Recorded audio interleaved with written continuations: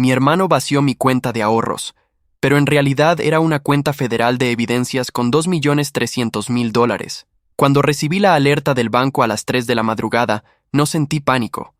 Sentí algo mucho peor, una extraña mezcla de incredulidad y la confirmación de algo que llevaba meses sospechando.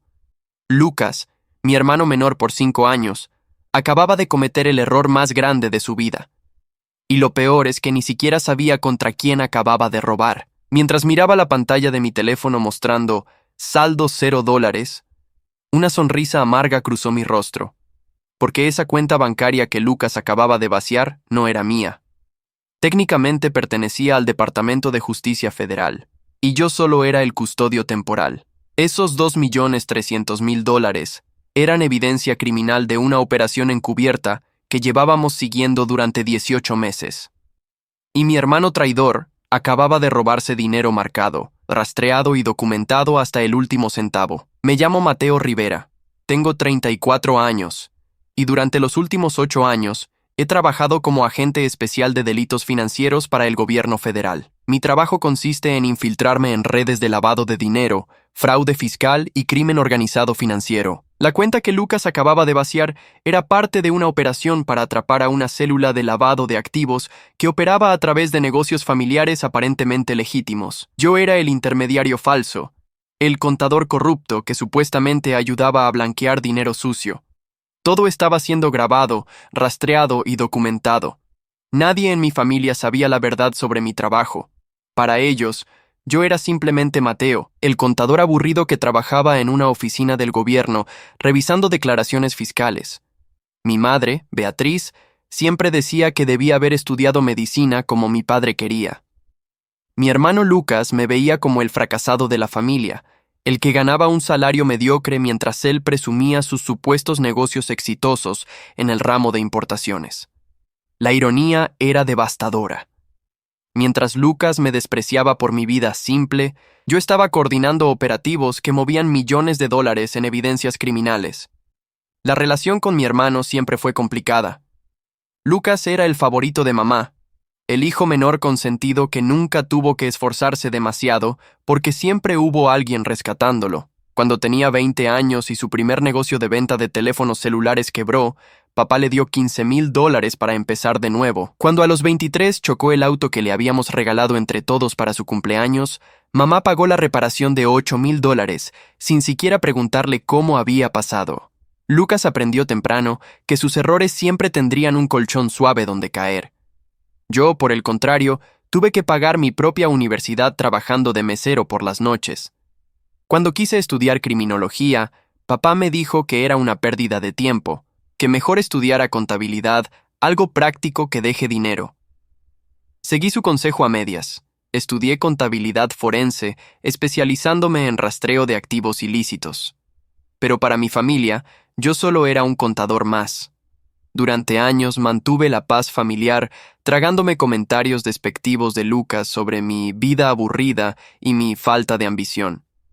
En las cenas familiares, él presumía sus viajes a Cancún, sus cenas en restaurantes caros, su camioneta del año. Mamá lo escuchaba embelesada mientras yo permanecía en silencio, sabiendo que probablemente estaba endeudado hasta el cuello, como siempre. Papá, fallecido hace 3 años, nunca supo que su hijo exitoso vivía una mentira construida sobre tarjetas de crédito al límite y préstamos que apenas podía pagar. Hace 6 meses, Lucas llegó a mi departamento un jueves por la noche. Traía una botella de whisky y esa sonrisa que siempre usaba cuando necesitaba algo. Mateo, hermano, necesito un favor, dijo mientras servía 2 vasos sin que yo se lo pidiera. Estoy en un pequeño problema con Hacienda. Nada serio, solo necesito que revises unos papeles. ¿Tú qué entiendes de eso? Le dije que lo mejor era contratar a un contador fiscal certificado. Él insistió que no quería gastar en eso, que para qué pagar a alguien si su propio hermano podía ayudarlo gratis. Revisé sus documentos esa noche. Lo que encontré me heló la sangre. Lucas no tenía un pequeño problema con Hacienda. Tenía facturas falsas, movimientos sospechosos de dinero entre cuentas fantasma, y lo que parecían ser pagos de una fuente que definitivamente no era su supuesto negocio de importaciones. Mi hermano estaba lavando dinero, probablemente sin siquiera entender completamente en qué se había metido. No le dije nada esa noche. Le prometí que revisaría todo con calma y le daría mi opinión. Él se fue tranquilo, confiado, seguro de que su hermano, el contador aburrido, lo sacaría del problema como siempre alguien lo sacaba. Al día siguiente inicié una investigación discreta a través de mis contactos en la oficina. Lo que descubrimos nos llevó a una red mucho más grande de lo que imaginaba. Lucas estaba siendo usado como mula financiera por una organización que blanqueaba ganancias del narcotráfico a través de negocios legítimos. Él era el intermediario perfecto, ambicioso, necesitado de dinero, no muy brillante y con antecedentes limpios. Le pagaban comisiones generosas por ayudar a mover dinero entre cuentas, probablemente diciéndole que era evasión fiscal menor, nada grave. Mi hermano traidor estaba metido en algo que podía mandarlo a prisión federal por 20 años. Tuve que tomar una decisión desgarradora. Como hermano quería protegerlo. Como agente federal, tenía el deber de investigar. Opté por una tercera vía. Usaría a Lucas sin que él lo supiera para llegar a los peces gordos de la organización.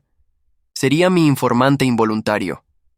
Cada vez que me pedía consejo contable, yo documentaba todo y lo reportaba a mi superior.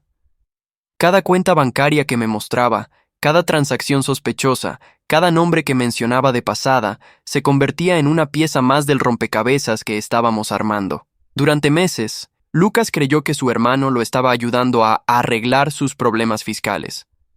En realidad, cada consejo que yo le daba estaba diseñado para exponerlo más a la vigilancia federal. Cada vez que él seguía mis sugerencias, dejaba un rastro más claro de evidencia criminal. Dormía pocas horas por las noches, atormentado por lo que estaba haciendo, pero me repetía que era la única forma de salvarlo eventualmente. Si cooperaba con nosotros cuando llegara el momento, podría negociar inmunidad. La cuenta bancaria que Lucas acababa de vaciar la abrí hace 4 meses como parte de la operación. Necesitábamos una cuenta donde los criminales pudieran depositar dinero para que yo supuestamente lo limpiara a través de inversiones falsas. Le di acceso a Lucas a esa cuenta bancaria como una prueba. Le dije que estaba ayudando a un cliente especial mío a mover fondos y necesitaba a alguien de confianza que pudiera hacer retiros si yo no estaba disponible. Le inventé que era dinero de un empresario que quería evitar que su ex esposa lo encontrara en el divorcio. Lucas, siempre buscando atajos para hacer dinero fácil, aceptó encantado ser mi ayudante. Durante 4 meses, $2.300.000 entraron y salieron de esa cuenta en transacciones perfectamente documentadas. Cada movimiento estaba siendo rastreado por 3 agencias diferentes. Lucas tenía acceso, pero instrucciones estrictas de nunca tocar ese dinero a menos que yo lo autorizara expresamente. Firmó documentos donde quedaba claro que él era simplemente un custodio autorizado, no el propietario. Esos documentos, irónicamente, servirían después como evidencia criminal de su participación consciente en el esquema. Hace 2 semanas, durante una comida familiar el domingo, Lucas llegó con una urgencia visible en su rostro. Mamá había preparado mole, su favorito. Mientras comíamos, él estaba inusualmente callado, mirando su teléfono cada 5 minutos. Finalmente, después del postre, me pidió hablar a solas en el jardín. «Mateo, estoy en un problema serio», dijo en voz baja. «Le debo $60,000 a unas personas que no son pacientes. Me dieron hasta fin de mes para pagar o habrá consecuencias». Le pregunté cómo había llegado a deber tanto. Esquivó la pregunta con divagaciones sobre inversiones que salieron mal y préstamos que se acumularon. La verdad, que yo ya conocía por mi investigación, era que Lucas había estado apostando en línea, perdiendo cantidades cada vez mayores tratando de recuperar pérdidas previas. La espiral clásica del apostador compulsivo. Y ahora había llegado a jugadores peligrosos que no aceptaban excusas. «Hermano, sé que tienes acceso a esa cuenta del cliente», dijo mirándome directamente. «Hay millones de dólares ahí. Yo solo necesito 60,000 prestados por 2 semanas. Máximo 1 mes. Nadie lo notará, tú sabes mover números». Le dije inmediatamente que no, que ese dinero no era mío para prestarlo, que era evidencia criminal. Él se rió nervioso. «¿Evidencia de qué, Mateo? Es dinero de un divorcio, dinero que ese tipo está escondiendo. No es robo familiar tomar prestado un poco para una emergencia. No es préstamo si el dueño no autoriza», le respondí firmemente. «Además, ese dinero está siendo monitoreado. Si falta un solo dólar, habrá investigaciones que te alcanzarán». Lucas cambió de tácticas. Comenzó con la culpa emocional. Soy tu hermano menor. ¿Dejarás que me pase algo por 60 miserables $1,000 cuando hay millones de dólares ahí sentados sin hacer nada? Mamá se moriría si algo me pasara. Papá siempre decía que la familia debe cuidarse entre sí. Cada palabra era un puñal en mi conciencia porque sabía que tenía razón en una cosa. Mamá se destrozaría si algo le pasaba, pero yo también sabía que darle ese dinero sería ayudarlo a hundirse más profundo en el abismo. Le ofrecí alternativas: hablar con un terapeuta especializado en adicción al juego, elaborar un plan de pagos con sus acreedores, incluso prestarle de mi propio dinero una cantidad menor para ganar tiempo mientras buscábamos una solución real. Él rechazó todo. «No necesito terapia, necesito dinero», gritó frustrado. «No entiendes nada, Mateo. Tú con tu vida simple, tu departamento pequeño, tu trabajo aburrido. Yo tengo obligaciones reales, una imagen que mantener. No voy a mendigar ni a negociar con usureros. Esa cuenta tiene más de $2 millones. 60,000 no es nada». Le recordé que no era mi dinero para disponer. Él se acercó, su rostro a centímetros del mío. «Entonces dame acceso completo a la cuenta bancaria». Susurró con una intensidad que me asustó. «Tú no tienes que saber nada. Yo haré el retiro. Resolveré mi problema y repondré el dinero antes de que nadie note. Tú quedas limpio, yo quedo vivo. Todos ganan». Le dije que eso era robo, que había cámaras, registros, que era imposible que pasara desapercibido. Él sonrió con una confianza que me heló la sangre. «Mateo, tú me enseñaste cómo funcionan los sistemas bancarios. Sé cómo hacer un retiro que parezca una transferencia autorizada. Sé cómo falsificar tu firma digital. He estado prestando atención a todo lo que me has mostrado estos meses. No pensaste que solo estaba ahí para verte trabajar, ¿verdad?» En ese momento comprendí mi error fatal. Al tratar de usar a Lucas como informante involuntario, le había dado las herramientas para cometer un delito mucho mayor. Le había enseñado, pensando que lo estaba controlando, exactamente cómo manipular sistemas financieros.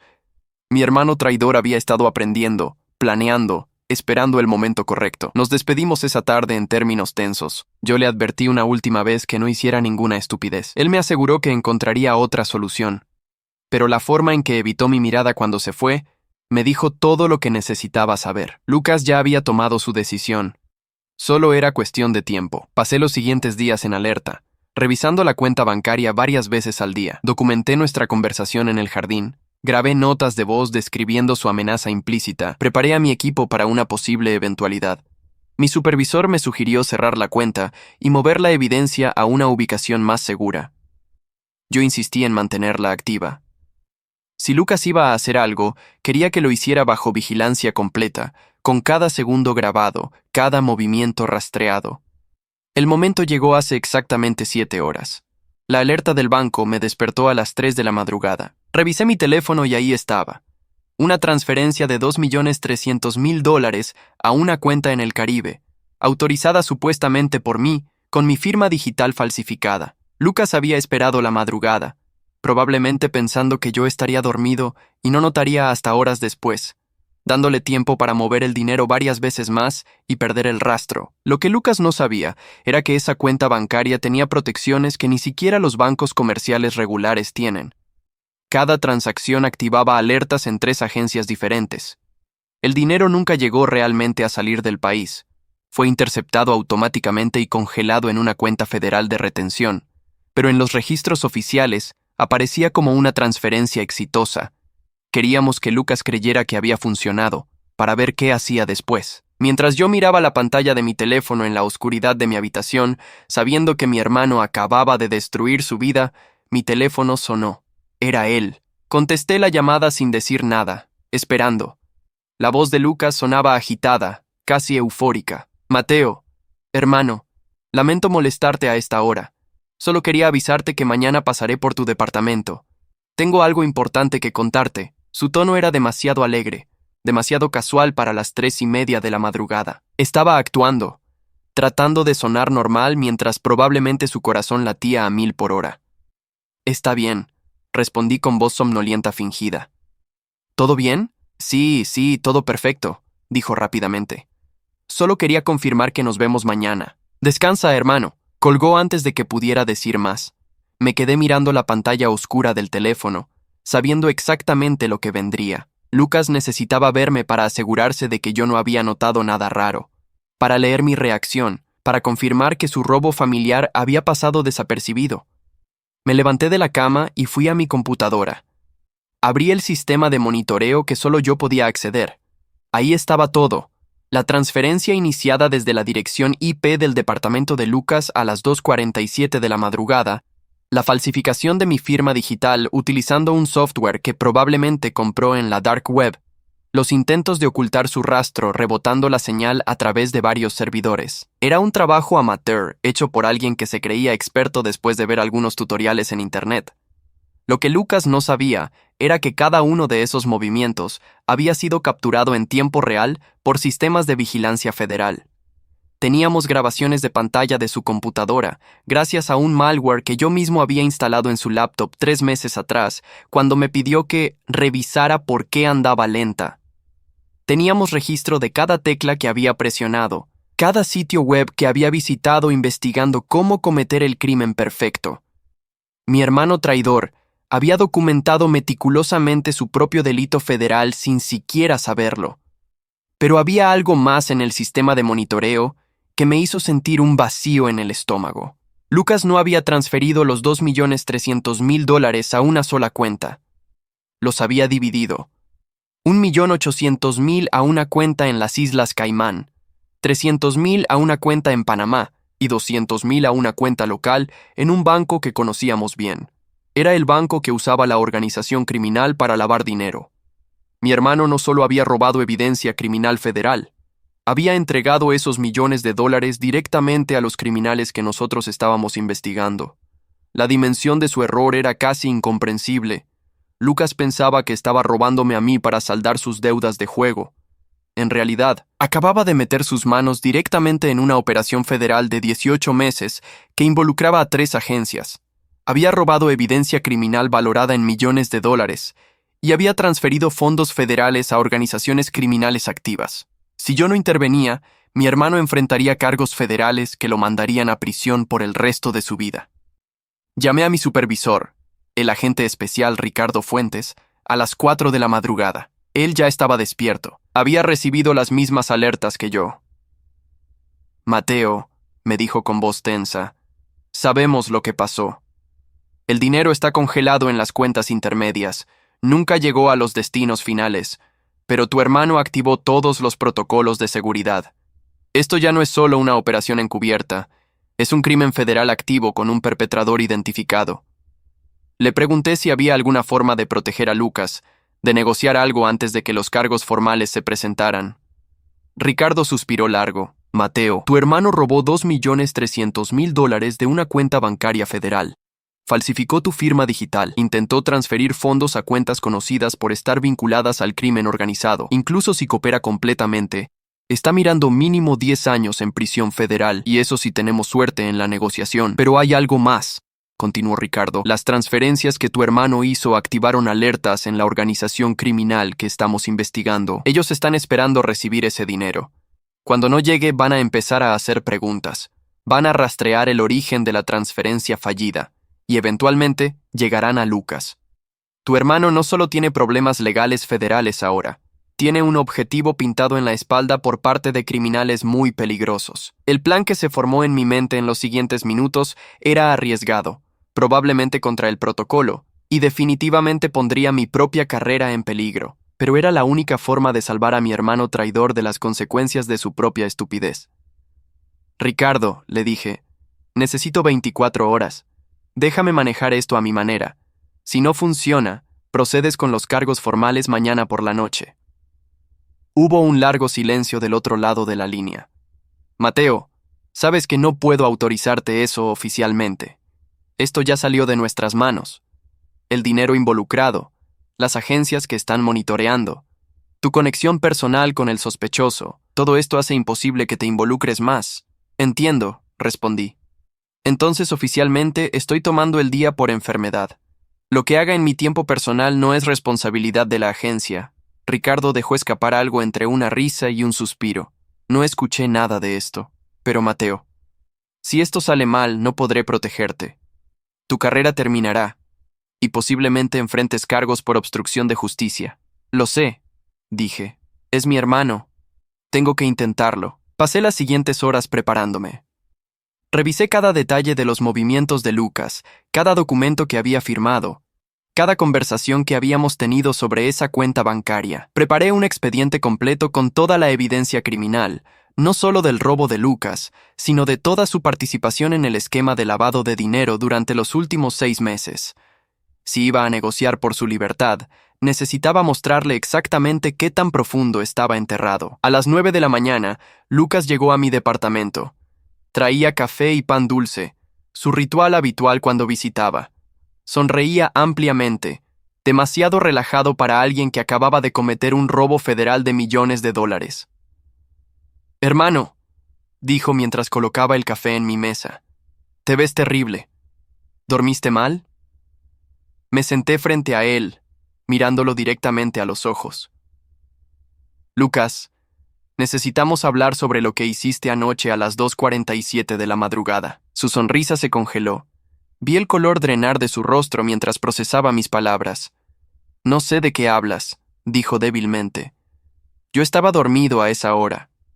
Saqué mi laptop y giré la pantalla hacia él. Ahí estaban las capturas de pantalla de su computadora, mostrando cada paso del robo. Su rostro mientras tecleaba las contraseñas, el software de falsificación de firma digital, las cuentas destino, todo. Lucas se quedó paralizado, mirando la evidencia de su crimen documentada en detalle fotográfico. «Mateo, yo». Comenzó, pero no pudo continuar. «Déjame explicarte algo, hermano», dije con voz calmada pero firme. Esa cuenta bancaria de la que robaste $2.300.000 no era de un cliente tratando de esconder dinero de su esposa. Era una cuenta federal de evidencias. Pertenece al Departamento de Justicia. Yo no soy un contador aburrido, Lucas. Soy un agente especial de delitos financieros. Y tú acabas de cometer un crimen federal que puede mandarte a prisión por 30 años. Vi cómo la realidad lo golpeaba en oleadas. Primero incredulidad, luego miedo, finalmente pánico puro. «Esto es una broma», susurró. «Algún tipo de broma pesada para asustarme». Abrí otra carpeta en mi computadora y le mostré mi identificación oficial, mis credenciales, fotografías mías en operativos anteriores. Su rostro se volvió gris ceniza. «Mateo, por favor», empezó a decir con voz temblorosa. «Yo no sabía. Pensé que era dinero de un divorcio, como dijiste. Puedo devolverlo todo. Nadie tiene que saber. Por favor, hermano, no puedo ir a prisión. Mamá se moriría si se entera». Le expliqué que ya era demasiado tarde para eso. El robo familiar que había cometido había activado protocolos en 3 agencias federales diferentes. Había docenas de agentes que sabían su nombre, habían visto su rostro, tenían evidencia de su crimen. Pero hay algo peor, continué. Las cuentas a las que transferiste el dinero pertenecen a una organización criminal que lleva 18 meses bajo investigación federal. Tráfico de drogas, lavado de dinero, extorsión. Gente muy peligrosa, Lucas. Ahora ellos están esperando recibir $2.300.000 que nunca van a llegar porque fueron interceptados. Y cuando empiecen a investigar por qué, tu nombre va a aparecer en sus radares. No solo enfrentes prisión federal, hermano, enfrentas algo potencialmente peor. Lucas comenzó a hiperventilar. Se llevó las manos a la cabeza, meciéndose hacia adelante y hacia atrás. «Estoy muerto», susurró una y otra vez.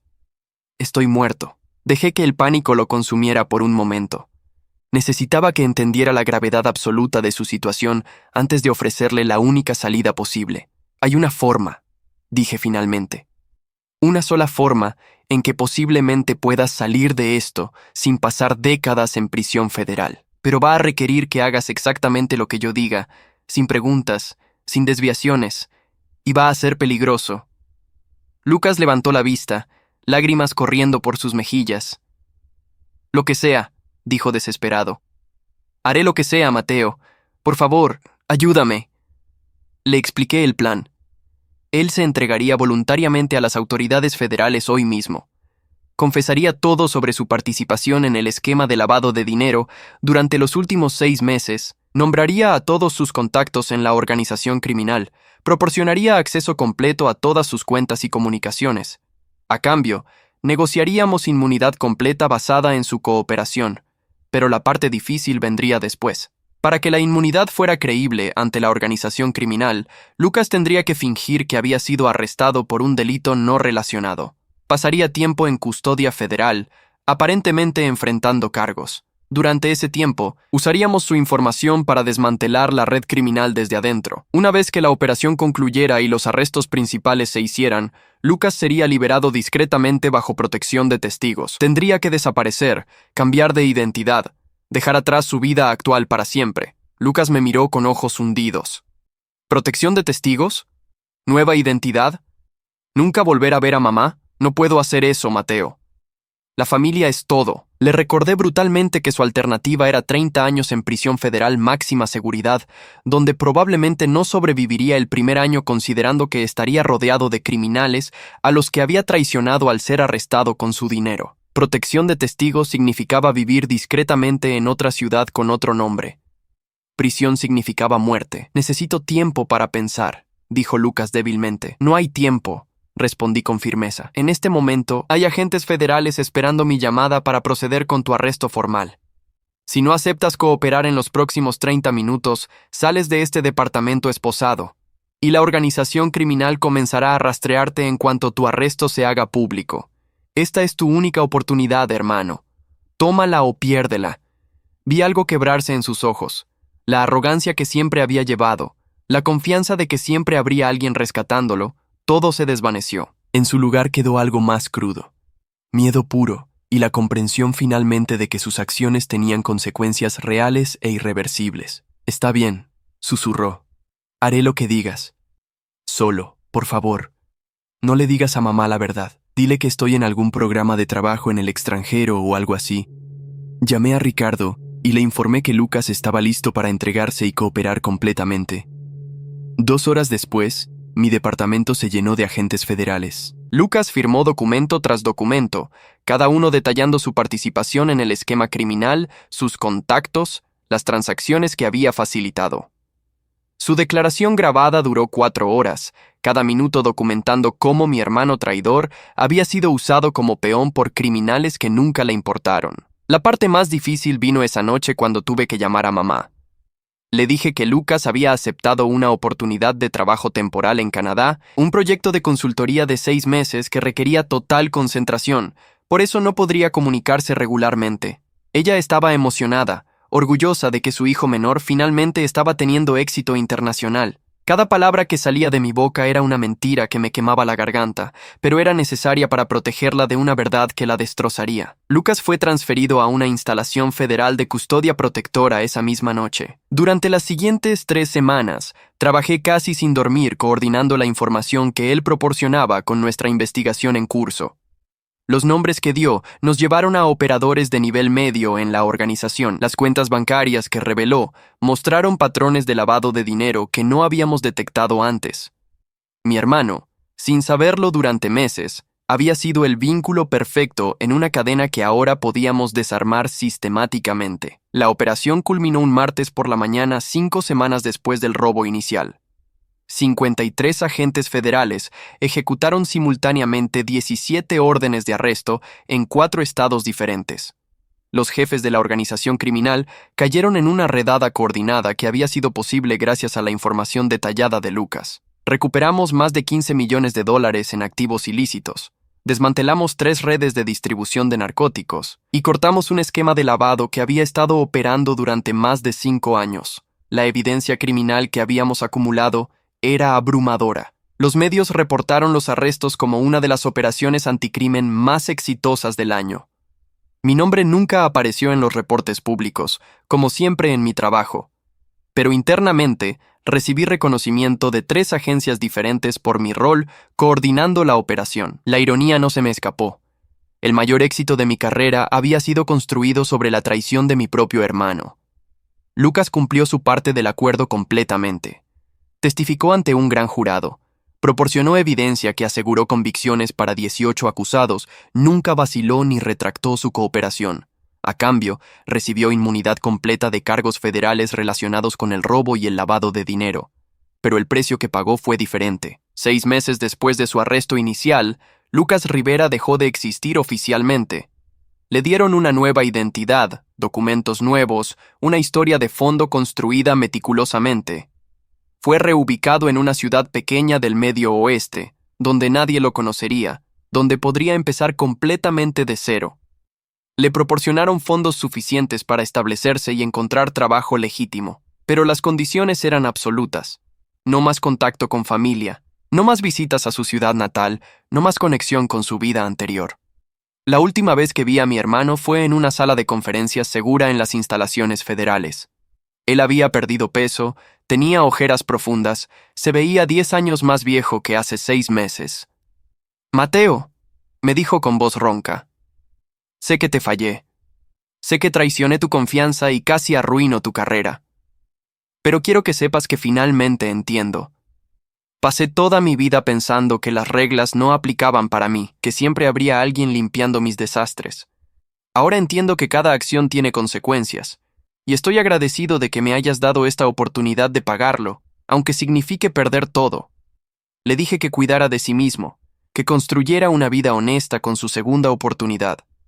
Nos abrazamos brevemente, ambos sabiendo que probablemente era la última vez que nos veríamos. Cuando se fue, escoltado por agentes de protección de testigos hacia su nueva vida, sentí una mezcla extraña de alivio y tristeza. Había salvado a mi hermano traidor de prisión y probablemente de muerte. Pero el Lucas que conocí ya no existía. En cierta forma, lo había perdido de todas maneras. Mamá aceptó la historia que le conté sobre Lucas extendiéndose permanentemente en Canadá por oportunidades de trabajo increíbles. Le enviábamos correos electrónicos ocasionales escritos cuidadosamente, llamadas breves, donde Lucas usaba su nueva identidad pero trataba de sonar como él mismo. Ella estaba orgullosa, contándole a sus amigas sobre su hijo exitoso en el extranjero. Nunca supo que su hijo menor había cometido un robo federal de millones de dólares. Había estado involucrado con criminales peligrosos y ahora vivía escondido bajo protección de testigos.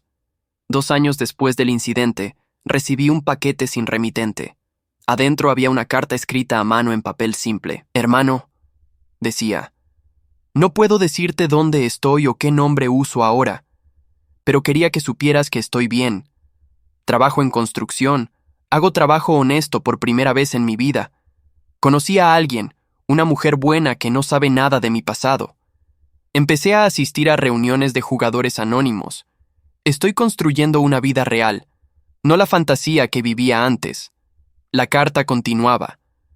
«A veces extraño a mamá tanto que duele físicamente. Extraño las cenas de domingo, extraño poder llamar a casa. Pero entiendo por qué esto tenía que pasar. Destruí mi propia vida con mis decisiones. Tú me diste una oportunidad de construir una nueva. Sé que nunca podré reparar completamente el daño que causé, pero cada día trato de ser mejor que el Lucas que fui. Gracias por salvarme de mí mismo.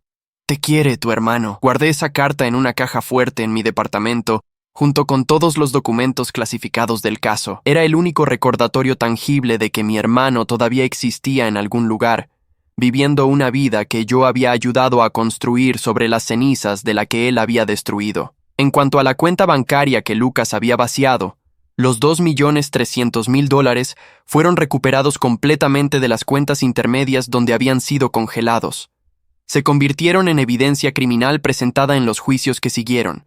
Eventualmente, después de que todos los casos fueron cerrados, esos fondos fueron divididos entre las agencias que participaron en la operación, usados para financiar futuras investigaciones contra el crimen organizado. Mi carrera continuó progresando.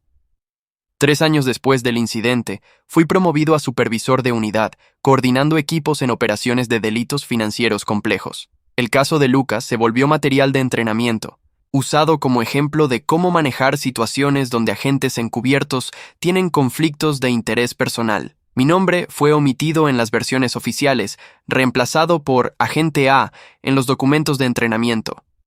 Pero otros agentes sabían. En círculos internos, me conocían como el tipo que había convertido la traición de su propio hermano en el caso más exitoso del año. Mamá finalmente falleció 4 años después, sin saber nunca la verdad sobre su hijo menor. En su funeral mantuve la historia. Lucas no pudo venir desde Canadá debido a restricciones de trabajo. Los primos preguntaron por él, extrañados de que no viniera ni para el funeral de su madre. Mantuve la fachada, protegiendo su memoria de la vergüenza que la verdad habría traído. Después del funeral, encontré entre las cosas de mamá una caja con fotografías viejas. Había una de Lucas y yo de niños, probablemente de 8 y 13 años, abrazados y sonriendo. Yo tenía mi brazo protector sobre sus hombros. Incluso entonces, estaba cuidándolo. Me pregunté si mamá alguna vez sospechó que algo andaba mal, si intuyó que la historia de Canadá era demasiado conveniente. Pero si lo hizo, se lo llevó a la tumba, prefiriendo la ilusión cómoda a una realidad dolorosa. 5 años después del robo inicial, estaba revisando rutinariamente actualizaciones sobre testigos protegidos bajo mi jurisdicción, cuando vi una nota sobre Lucas. Se había casado bajo su nueva identidad. Tenía un hijo. Trabajaba como supervisor en una compañía de construcción. Había sido promovido 2 veces. Asistía regularmente a sus reuniones de jugadores anónimos y no había mostrado ninguna señal de recaída. Había construido, contra todas las probabilidades, una vida normal y honesta.